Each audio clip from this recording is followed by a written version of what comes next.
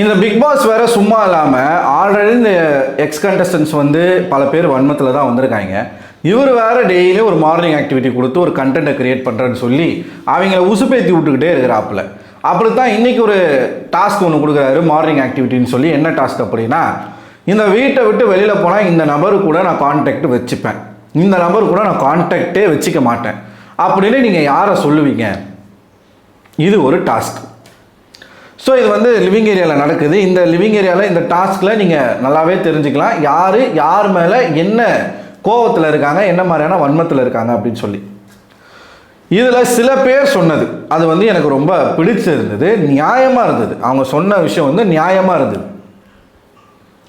முதல்ல வந்து ரம்யா அவர்கள், சாண்ட்ரா அவர்கள் கூட நான் டச்சில் இருக்க மாட்டேன் அப்படின்னு சொன்னாங்க. அதுக்கு அவங்க சொன்ன காரணம் என்ன அப்படின்னு பார்த்தீங்கன்னா, இந்த வீட்டுக்குள்ளே வரக்கூடிய கண்டஸ்டன்ஸ் எல்லாருமே இண்டிவிஜுவல் பிளேயர்ஸ் தான், யாரையும் நம்ப வேண்டிய அவசியம் கிடையாது. சரியா? எல்லாருமே ஃபைனலாக போட்டியாளர்கள்.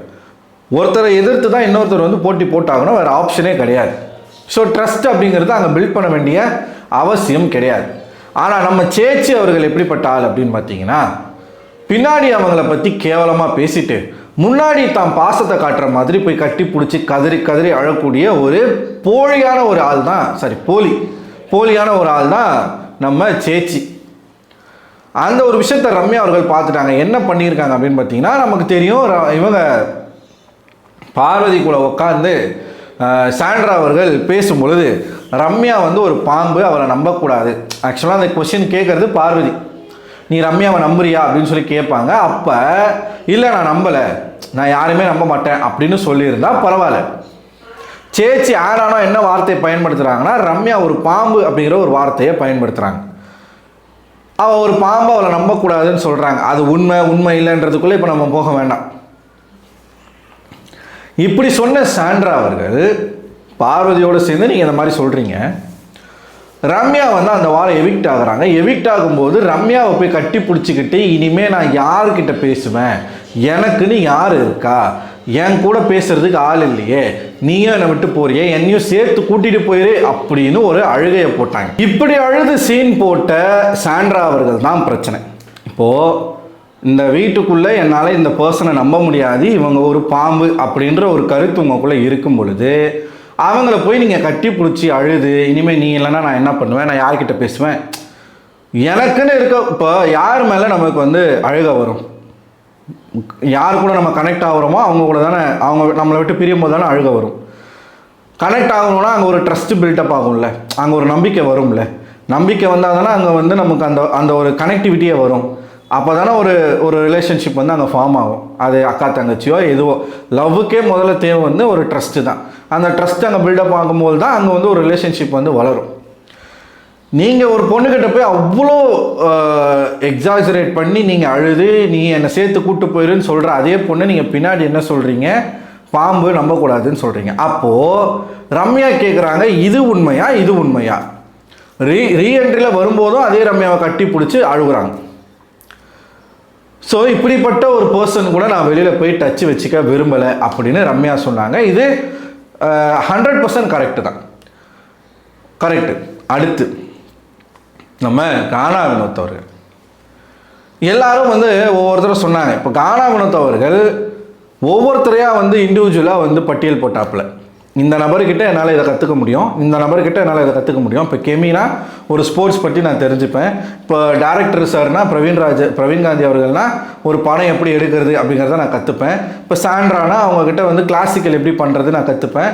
திவ்யானா எப்படி நடிக்கணுன்றதை கற்றுப்பேன். இப்படி ஒவ்வொருத்தர்கிட்டையும் நம்ம ஒவ்வொரு விஷயங்களை வந்து நான் கற்றுப்பேன்.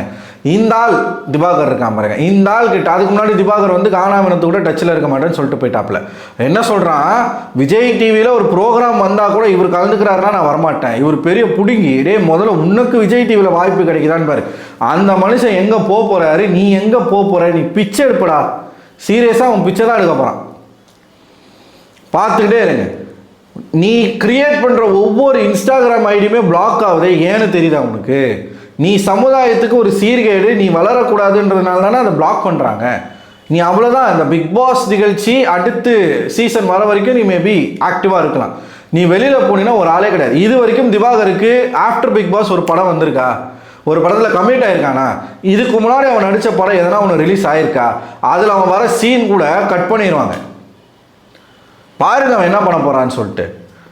அவர் வர நிகழ்ச்சி கூட நான் வரமாட்டேன், அசிங்கமாக நான் சொல்ல போகிறேன். சரி இவனை விடுங்க. கானா வினோத் அவர்கள் ஒவ்வொருத்தர்கிட்டேருந்து என்னால் ஒவ்வொன்றும் கற்றுக்க முடியும். இந்த ஆள் கிட்ட நான் என்னத்தை கற்றுக்க முடியும்? இதுக்கு என்ன அவர் சொல்ல வர்றாருன்னா, ஒன்றுமே தெரியாதுங்க அவனுக்கு நடிக்கவும் தெரியாது. முந்தா நேற்று கூட வியானா வச்சு ஒரு பயங்கரமாக ஒரு பங்கம் பண்ணி விட்டான். சோகமாக நடி அப்படின்னா வரவே இல்லை, அவனுக்கு நடிக்க தெரில. சோகமாக நடினேன், சேடாக நடினேன் அப்படின்னா அப்புறம் பண்ணலாம். பிரவீன் பார்த்துக்கிட்டே இருக்காப்புல, அப்புறம் பண்ணலாம். ஏம்மா நான் நடிச்சிட்டேம்மா, இதாம்மா சோகம். ஏய் நீ நடிச்சியா இல்லையா நாங்கள் தானே சொல்லணும், நீ எதுக்கடா சொல்கிற நடிச்சேன்னு சொல்லிட்டு. நீ நடிக்கிறேன்னு சொல்லி தானே நடிக்கிற, நீ ஒரு நடிகன்னு சொல்லி தானே நடிக்கிற. ஸோ கானா வந்து பங்கமாக செஞ்சு விட்டு போனாப்புல. அடுத்து திவ்யா, சாண்ட்ரா அவர்கள் கூட நான் டச் வச்சுக்கூடாது. இந்த வார்த்தை வந்து அவங்க கிட்ட வர்றதுக்கான அந்த டைம் பீரியடை நீங்கள் பார்க்கணும். இதே சாண்ட்ரா கிட்ட தான் உறவை நீட்டிக்கணும்னு சொல்லி கொடுத்தாங்க அவங்க. அந்த நீட்டிக்கணுமா துண்டிக்கணுமான்னு சொல்லும் பொழுது சாண்ட்ரா கொடுத்தாங்களா, பிரஜனுக்கு கொடுத்தாங்களோ தெரில. இவங்க 2 பேரில் யாருக்கோ ஒருத்தருக்கு தான் கொடுத்தாங்க. ஒரு பொண்ணு இன்னொரு பொண்ணு மேலே என்ன அக்யூசேஷன்லாம் வைக்கக்கூடாதோ அந்த அக்யூசேஷன் எல்லாத்தையுமே சாண்ட்ரா அவர்கள் திவ்யா மேலே வச்சாங்க. சாண்ட்ரா அவர்களுக்கு அவருடைய கணவர் வந்து தங்க கம்பியாக இருக்கலாம், மன்மத குஞ்சா இருக்கலாம். ஆனால் மற்ற எல்லாருக்கும் அப்படி இருக்க வேண்டிய அவசியம் கிடையாது. ஏற்கனவே பார்வதி வந்து விளையாட்டாக சொன்ன ஒரு விஷயத்த, சைட் அடிக்கிறேன்னு சொன்ன ஒரு விஷயத்த அந்த இடத்துல வந்து சொல்லி அதை ஒரு பிரச்சனை பண்ணாங்க. இவர் என்னமோ அப்படியே இந்த எப்படி சொல்கிறது, இந்த பெண்கள் அதான் இந்த மன்மதனே வச்சுப்போமே, எல்லா பெண்களும் பார்த்து இவர் மேலே போய் விழுற மாதிரியும், இவர் என்னமோ எல்லா பெண்களையும் அப்படியே அவாய்ட் பண்ணிட்டு போகிற மாதிரியும் இவங்க வந்து ஒரு ப்ரொஜெக்ஷனை பண்ணுறாங்க. திவ்யாவும் பிரஜனும் அண்ணன் தங்கச்சியாக பழகினதை தவிர்த்து அவங்க எந்த விதமான லிமிட்டையும் கிராஸ் பண்ணதே கிடையாது. ஒரு ஃபேமிலி மாதிரி தான் இந்த 3 பேரும் பழகிட்டு இருந்தாங்க. ஒன்ஸ் பிரஜன் எவிக்டாய்க்கு போன பிறகுல இருந்து சாண்ட்ரா அவர்கள் திவ்யாவை எப்படி ப்ரொஜெக்ட் பண்ண ஆரம்பிச்சிட்டாங்க அப்படின்னா, திவ்யா வந்து பிரஜனை யூஸ் பண்ணிக்கிட்டா, திவ்யா வந்து பிரஜனை வந்து வேற மாதிரி பார்க்குறா, இதான் தப்பாக சொல்கிறாங்க. திவ்யா விக்கல்ஸ் வந்து என்னை பார்த்து சிரிக்கிறாரு, இப்படி பல பேர் இடத்துல பல விஷயங்களை வந்து சொல்லியிருக்காங்க. பிரஜனும் திவ்யாவும் பேசிக்கிறது மேடமுக்கு பொசசிவ் ஆகுதான். அவங்க 2 பேர் க்ளோஸாக பேசிக்கிறாங்க.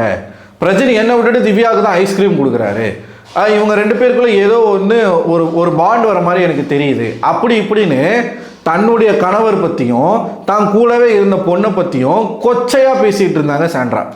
இதை போட்டு உடச்சிட்டாங்க வியானாவும் ரம்யாவும். ஒரு நாள் ஞாபகம் இருக்கா, மைக்கை கழட்டி வச்சுட்டு வியானாவும் சாண்ட்ராவும் பாத்ரூமில் பேசிகிட்டு இருந்தாங்களா, இந்த கதையை தான் பேசியிருக்காங்க. வியானா வந்து அதை சொல்லிட்டாங்க, திவ்யா கிட்ட சொல்லிட்டாங்க. எதுக்கு சொன்னாங்கன்னு தெரியல, சொல்லிட்டாங்க. சொன்னதில் இருந்து திவ்யா வந்து ஒரு மாதிரி ஆயிட்டாங்க. என்னடா இது, இப்படி ஒரு அக்யூசேஷனை நம்ம மேலே வச்சுட்டாங்களே அப்படின்னு சொல்லி ஒரு மாதிரி ஆயிட்டாங்க அவங்க. இன்னைக்கு அதை வந்து அந்த வலியினுடைய வெளிப்பாடு தான் இன்னைக்கு அவங்க பேசினது. நான் எப்பயுமே ஒருத்தர் கூட டச் வச்சுக்கூடாதுன்னு நினைக்கிறேன்னா அது